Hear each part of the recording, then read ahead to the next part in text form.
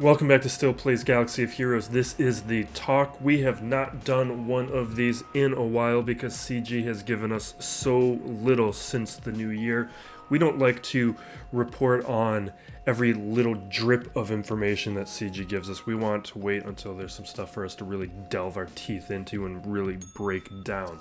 So this is what we have received over the past week that we can really get into. We've got the Razor Crest Kit reveal to talk about, a lot of information on Conquest that we can break down.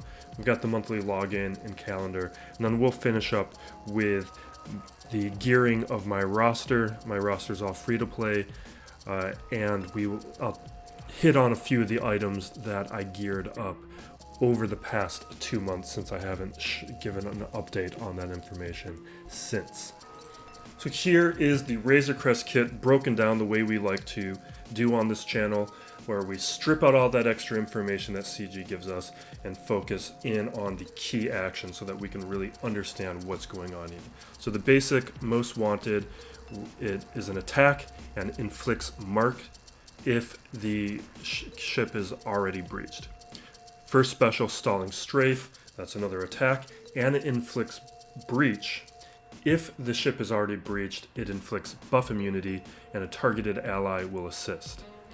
Now this next one here, the unique one, Tenacious Pilot, this is the big part of the kit of what really makes this powerful. Bounty Hunter allies will inflict breach when any special ability is used. That's unevadable, unresistible.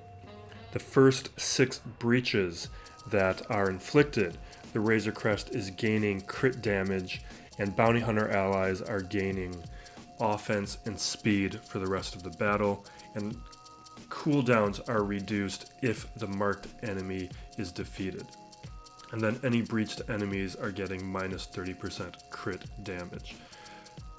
Second unique, Trusty Transport. Razor Crest is ignoring taunt. It starts the battle with 5 stacks of reinforced hull, which is giving 250% defense per stack, so it's a really tanky ship. And then the first time the Razor Crest is reduced to 1% health, it recovers 90% health and gains 3 stacks of reinforced hull. Now the hardware, you're not going to want to use this ship as a reinforcement, and that's pretty clear from this hardware. Pre-Empire transponder, enters the battle with stealth, inflicts ability block. It's just too powerful as a starting ship to use it that way.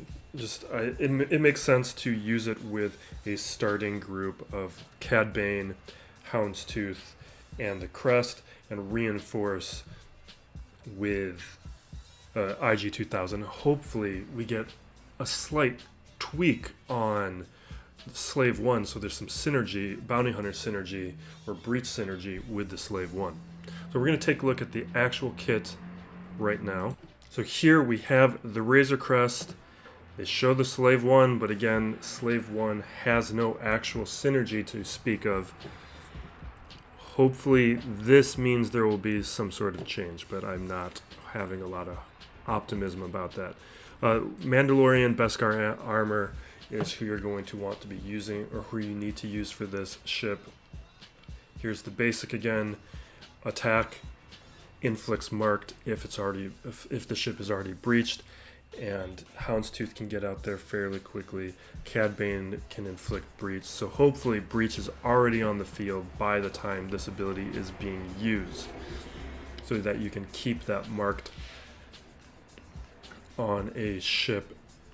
Stalling Strafe, deal damage. This is where the Razor Crest inflicts its breach, and buff immunity if the ship is already breached. So that could potentially help bring down the Houndstooth very quickly, especially because then you have the other Bounty Hunter allies assisting, so that may be able to punch through your opponent's Houndstooth fairly quickly depending on the amount of damage that is being done here.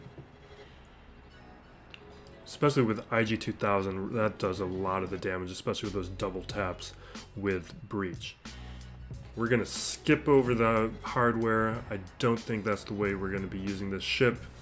Tenacious Pilot, again, this is where a lot of the power from the kit is coming, where you have reduced crit damage from your opponents, you have the cooldowns being reduced when marked enemies are defeated. You have stacking offense and speed and crit damage when breach is being inflicted, which can happen very quickly depending on who's assisting and what attacks are happening. Within just a couple turns, you can get through 3 or 4 of those stacks. And then your other ships are able to inflict breach more reliably by using their special abilities. So instead of having situations where Houndstooth is attempting to inflict breach with its special, or Cad Bane is attempting to inflict breach with, well, Cad Bane does it with the basic, but if you use that special and do that AoE attack, you're then, on top of landing those target locks, you're also going to be landing breach reliably. And then the final one, Trusty Transport. Being able to ignore taunts, so if you want to skip over Houndstooth, which might make sense at the start of a battle, going after Houndstooth might not be the ship that you want to be targeting. Or you may have already landed breach on another ship, and that way you can make sure you're landing marked on whoever has that breach. That's really good. And then all that extra tankiness is really going to come down to how much damage this ship can do as an attacker. Potentially a lot, but you're seeing in the kit there's a lot of tankiness to this ship. So next up, we have 2 things we're going to break down with Conquest. We have the post from CG on the forums, and we have a post from SWGOH that goes a little bit more in depth, but has a lot of redundant information. So we're going to go through both and pull out the information I think is the most important things to keep in mind prior to Conquest starting tomorrow. So first up, we have CG's post on the start of Galactic Conquest. I have this video here with a tease of the Razor Crest, but then the next day they gave us the kit reveal. This first section here is on the Conquest exhibition period. We're going to have at least 2 exhibition events. They're going to run back to back with like a couple days in between, but that potentially could go on longer. We're all starting out on normal mode. Hopefully that's just for the first exhibition event, but it might be for both of them. And then we are all starting, we all have the same map, it's just our encounters are different. So you can't come to this channel or any other to figure out how to beat a specific encounter, but what we can do is talk about certain teams that are particularly effective against certain encounters or certain data discs and certain consumables that help beat them, or there will be certain teams that are going to be particularly adept at handling certain feats. So those are the types of things that we'll be able to break down. Now they talk about here, and this is more obvious, these are the types of things that they're looking at making adjustments to. So event length, frequency, energy, cost and refresh, stamina refresh, difficulty tuning, and rewards. No surprises there. Now with normal mode versus hard mode, what they do tell us is that the boss encounters are going to be the same for all of us. So that's going to help us make decisions between, do we want to do the normal mode or the hard mode? And I think that's great, because presumably there might be certain seasons where your roster will be able to handle at least a portion of hard mode, and you might be able to go deep enough into hard mode where it's worth going that route over sticking with normal mode, depending on the strength of your roster, just because you might have the counters to these various battles. And this looks to be the selection screen between normal mode and hard mode, and the type of information that they're giving us, showing us the reward crates, showing us the boss encounters, and then it looks like you can click on them, get the Sector 1 boss encounter info, and it looks like there will be some stat bonuses potentially too. Now, in terms of tuning, they have a recommendation of 2 million GP for normal mode that goes from Gear 12 to Relic 3. Hard mode is going to have a 4 million GP required, but 5 million recommended, and goes from Relic 4 to Relic 8. I'm going to do it at least the first time so you can see the strength of my roster and see with my roster development strategy, how effective that is going to be for hard mode. It may not be, or the data discs and consumables might help me punch up high enough where I'm able to do well enough or go far enough in order to benefit. And we'll figure out that which reward crate or which threshold is really going to make the difference between choosing between the two.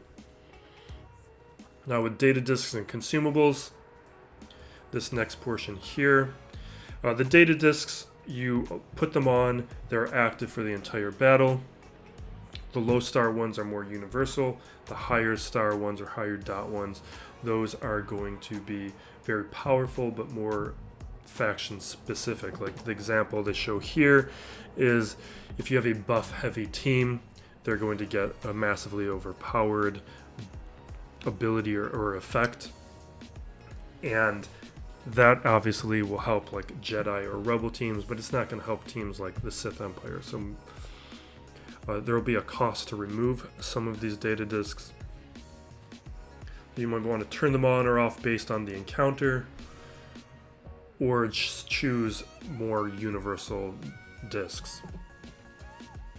So here they show like this stacking effect of max health data discs, or data discs are doing damage to max health.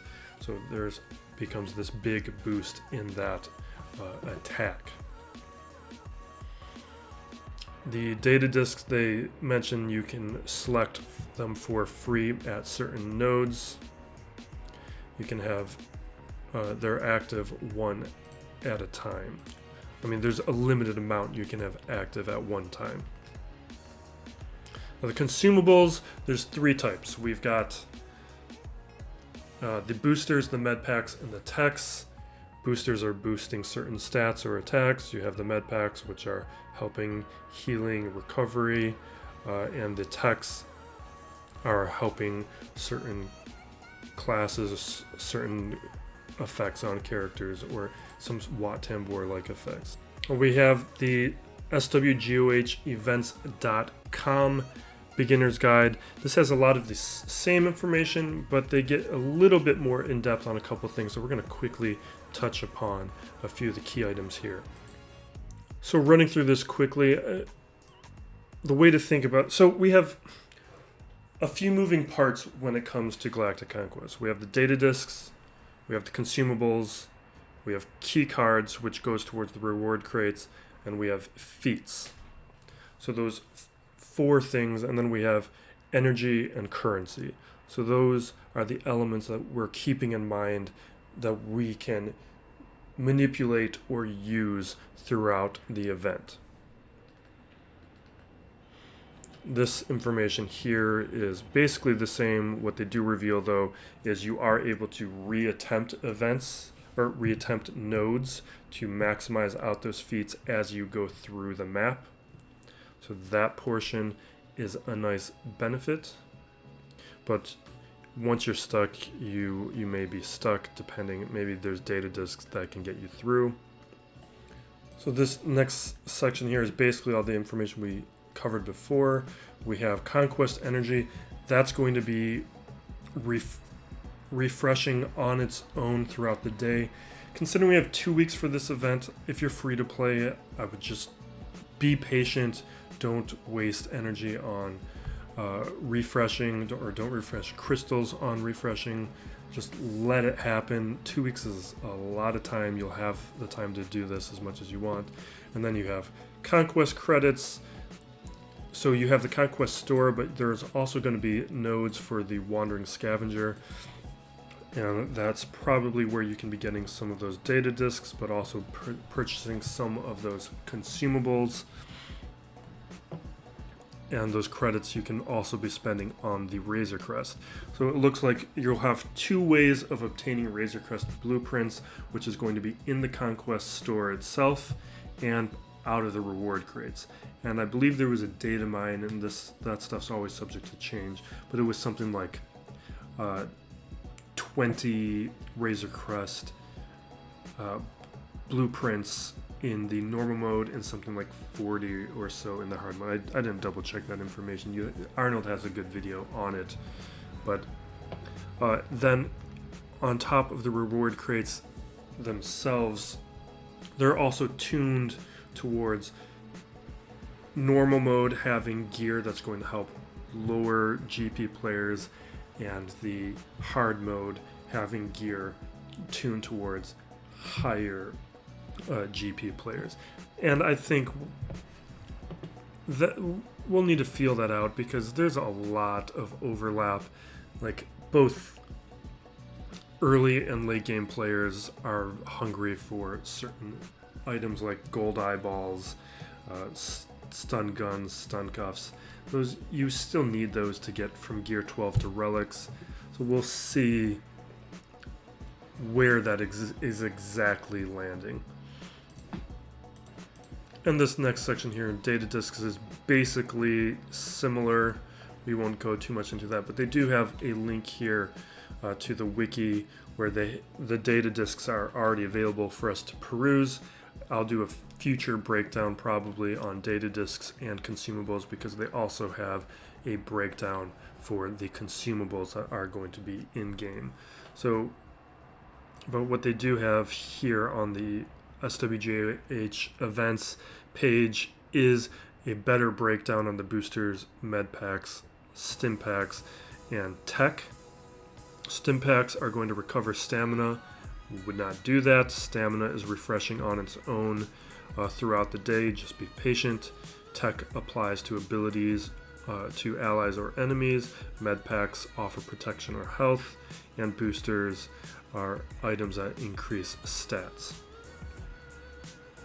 And then this basic information. So tomorrow that will be beginning. In terms of the monthly login, we have the Phantom as our login character. I think that's our first ship. Probably not. This probably happened again, but fairly rare. The only other information down here is the Galactic Challenges are going to be Imperial Trooper themed. Like last month we had the Beskar Mando or Mandalorian theme every other week.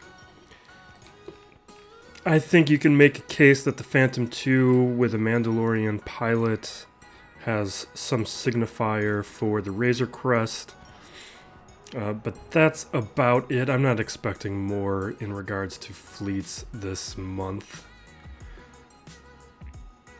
But we will go on to gearing from this point. I don't think there's too much more to break out of here. I haven't made one of these videos since the new year because there's been such a limited amount of information that CG has released, and some of that information has been so small it wasn't worth me making one of these videos. Basically since the new year, other than the armor coming out, but I was on vacation when the armor came out, so I couldn't take the time to process that information. So I do want to touch quickly upon some of the things I have reliced and geared up since the new year. That includes the armor, it includes, let me show the Mandalorian faction very quickly. I did throw a little bit of gear on the Mandalorians, nothing much. Made sure that the abilities were leveled up on Garsax and Imperial Super Commando. Armor went up to gear 11, and I threw some of the cheap easy gear on Sabine up to gear 10 from gear 8 where she was, and held off on any more gearing because it's a stun gun and an eyeball, so gear 10's fine until we see what's going to happen with this faction and who's really worth having. Sabine doesn't, for me right now, doesn't deserve that gear. I just finished farming Moff Gideon, did 2 or 3 to 4 refreshes a day until he was finished. Armor, I'm going to be hitting very hard as soon as the armor is released as well.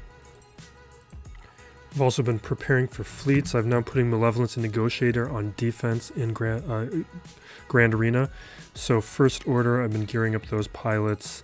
The Special Forces TIE Fighter, he was brought up to gear 10. I'm about to shift to Phasma and Stormtrooper. Same thing with the Resistance pilots. I threw a bunch of gear on Holdo, Rose, the Resistance pilot. That was a little bit ago, and I also took R2 up to gear 12 finally because I'm working on those Jedi Master Luke requirements, which are right here, these top 3 rows. About to take 3 Baka here, 2 relics, and this entire row is really the relic priority. These are the bottom row here is going to be the last ones I do.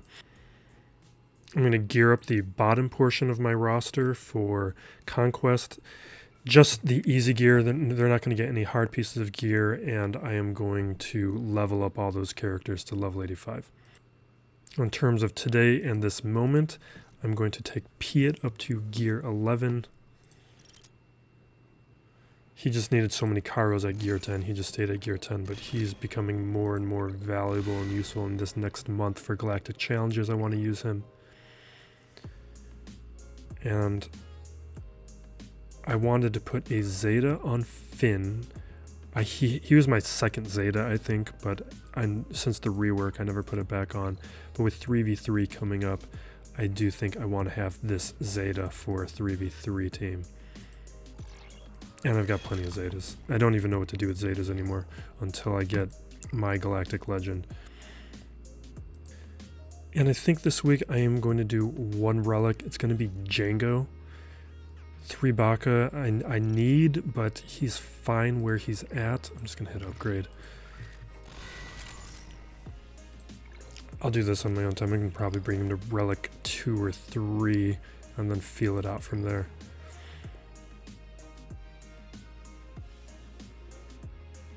But yeah, like I'm light on Kyrotech, so I think I'm going to stop there. Actually, what is holding him off?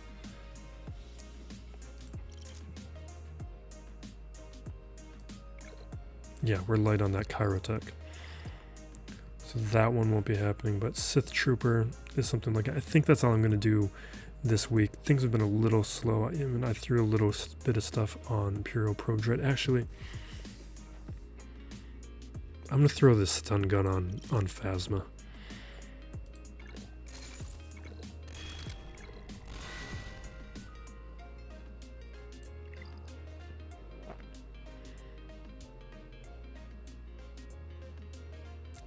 And I think that's going to be it. But I'll at least make the shuttle a little bit better. But I'm not throwing another stun gun on Phasma. So I'm going to show the lower portion of my roster, but that's going to be it for this week with the free-to-play gearing. But actually, before I jump out, I'll show you the 2 other clones, or 2 other relics I did a couple weeks back. Arc Trooper finally got relicked, so I can help my guild out on Kiadi Mundi, but I'm still trying to figure out the lowest threshold to beat that on, and then Shock T here. Other than that, I bumped up some relics on Malik, on Jolie, Old Daka. A couple characters got some increased relics. So here's some quick footage I did of the other day of when I geared up the lower portion of my roster. Basically, I think there were 7 characters that were below level 85, took them up to level 85 finally. It took 35 million credits or so. I had plenty of credits. And then I threw on a couple pieces of gear. If it was like cheap stuff like hollow projectors, I just threw them on, brought them up another gear level. And then I put the other ability mats on, mostly out of boredom, just to finish something. And because with Conquest coming around, maybe there will be a fun reason to use them, probably not. But for a number of you like to see this random stuff that I do, so just throwing this in at the end of the video. Now that I'm at 6 million GPs, whatever, I'll get them geared up a little if it's cheap. Because I'm now getting pretty close now where the majority of my roster is at gear 11 minimum. There's a few people stuck at gear 8. But potentially this year, I could have everyone at gear 11 if I wanted to. I don't, but it's an option. So that's the end of this video. Very much looking forward to tomorrow and the release of this new game mode. It could potentially be a nice addition. I like PvE content. I like seeing what my focus on roster depth, if that is able to pay dividends in a game mode like this or not. And hopefully it means that the lack of information we've been getting from CG for the past 2 months is coming to an end, and we can start seeing a bunch more communication from them.